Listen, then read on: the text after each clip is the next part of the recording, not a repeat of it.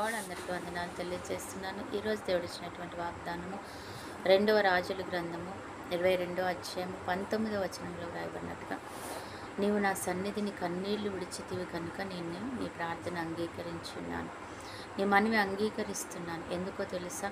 నువ్వు కన్నీళ్లు విడిచావు, ఒక ప్రత్యేకమైన ప్రార్థన చేశావు. అందరిలాంటి ప్రార్థన కాదు అది, కన్నీటి ప్రార్థన చేశావు. మామూలుగా కూడా మనుషులు ఎదుట మనం కన్నీళ్లు కార్చినప్పుడు వారు కరిగిపోతారనమాట, వారి హృదయం చలిస్తుంది. మరి అటువంటిది జాలిగల దైవము, సృష్టికర్త అయిన దేవుడు, ఆయన కనికరం కలిగిన దేవుడు అయిన దేవుడు నువ్వు కన్నీరు కార్స్తే ఆయన చూడకుండా ఉంటాడా? ఆయన కనికరించకుండా ఉంటాడా? అందుకే దేవుడు అంటున్నాడు, నువ్వు కన్నీళ్లు విడవడం నేను చూశాను, కాబట్టి నువ్వు ఇక నా యొక్క కృపను పొందుకున్నా, నా కనికరాన్ని పొందుకున్నా, నా ఆశీర్వాదాన్ని నువ్వు పొందుకున్నావు, నేను నీ మనవి ఆలకిస్తున్నాను అంటున్నాడు. నిజమే, కన్నీటి ప్రార్థన చేసేవారిగా మనం ఉండాలి.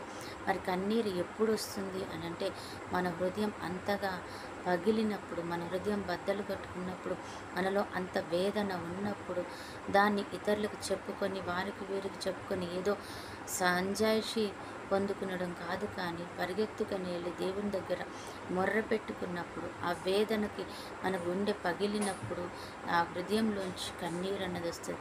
ఆ కన్నీరు తీసుకెళ్ళి నువ్వు కనుక దేవుని దగ్గర పెట్టినట్లయితే దేవుడు తప్పకుండా నీ ప్రార్థన ఆలకిస్తాడట. నీ మనవి ఆలకించి నీకు సహాయం చేస్తానంటున్నాడు. నువ్వు కన్నీరు కార్చు, నేను ఎంతగా నేను దీవిస్తాను, నా సన్నిధిలో కార్చు, మనుషుల ఎదుట కాదు అంటున్నాడు. కాబట్టి కన్నీటి ప్రార్థన చేసుకున్నట్లయితే దేవుడు మహా అద్భుతాన్ని చేస్తాడు. హిజ్కియా కన్నీటి ప్రార్థన చేశాడు కదా, వెంటనే ఆయనకి ఆయుష్ని తిరిగి ఇచ్చేశాడు. మరణమైపోతావు అన్న మాటను కొట్టివేసి జీవాన్ని పోశాడు. తిరిగి 15 సంవత్సరాల ఆయుష్ని ఇచ్చాడు దేవుడు. ఈరోజు నువ్వు కూడా దేని విషయంలో నేను కన్నీరు కారుస్తూ ఇది జరగదు, ఇది అసాధ్యం, ఇక నా దీని నుంచి విడుదల పొందుకోలేను అని అనుకుంటున్నావేమో, కానీ దేవుడు అద్భుతం చేస్తానంటున్నాడు. అటు కృపా దేవుడు మనకి ఇచ్చునుగాక. ఆమేన్. ప్రార్థన. పరిశుద్ధుడైన దేవా, ప్రేమ కలిగిన తండ్రి, యేసయ్యా నీకు వందనాలు. అయ్యా తండ్రి, నీ చక్కటి వాగ్దానం మాకు ఇచ్చావు ప్రభు. నీ కన్నీటిని బట్టి నేను జవాబిస్తానంటున్నావు తండ్రి. మరి అటువంటి కన్నీరు కార్చి ప్రార్థన చేసే కృపలోకి మమ్మల్ని నడిపించండి. మేము అనేక మంది కొరకు కన్నీటికి ప్రార్థన చేసి మేలు పొందుకునే కృపను దయచేయండి. ఎంతమంది అయితే అది ఆశపడుతున్నారు వారికి దయచేయండి ప్రభు.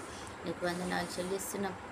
మరి ఆ హృదయం చింపుకొని మా యొక్క హృదయంలో నుంచి ఆ బాధ వేదన మీ పాదాల యొద్ద పెట్టినప్పుడు తండ్రి మాకు జవాబు దయచేయమని కూడా బ్రతిమలాడుతున్నాం తండ్రి. ఎంతమంది అయితే ఈరోజు బర్త్డే మ్యారేజ్ జరుపుకుంటున్నారో వారిని కూడా దీవించండి. చూస్తున్న ప్రతి ఒక్క బిడ్డ మేలు పొందుకోవాలి, ఆశీర్వాదం పొందుకోవాలి, ఐశ్వర్యం పొందుకోవాలి, ఘనత మేలు పొందుకోవాలి, నెమ్మది పొందుకోవాలి, కాపుదలు పొందుకోవాలి. నీ ద్వారా అయా మంచి సమాధానం పొందుకోవాలి తండ్రి. ఆయుష్ దీర్ఘాయుష్ పొందుకోవాలి తండ్రి. అటు కృపలోకి నడిపించుకోమని యేసు నామములో ప్రార్థిస్తున్నాం తండ్రి. ఆమేన్.